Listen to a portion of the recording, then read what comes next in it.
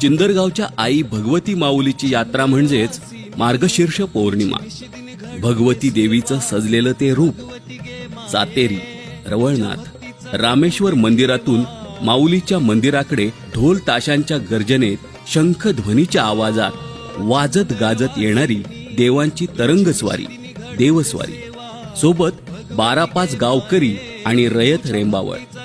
शुभ्र चांदण्यात संबळीच्या तालावर उदे ग अंबे उदे म्हणत आईचा गोंधळ घालणारे गोंधळी.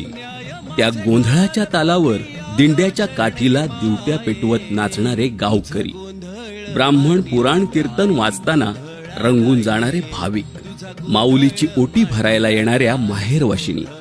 नवस सायास करायला, नवस फेडायला आणि आईच्या भेटीसाठी आतुर झालेली तिची लेकरं. मंदिर परिसरात सजलेली दुकानं, तुडुंब भरलेली गर्दी, या सगळ्याची ओढ लागली आहे. तेव्हा नक्की या मार्गशीर्ष पौर्णिमेला माझ्या माऊलीच्या यात्रेला.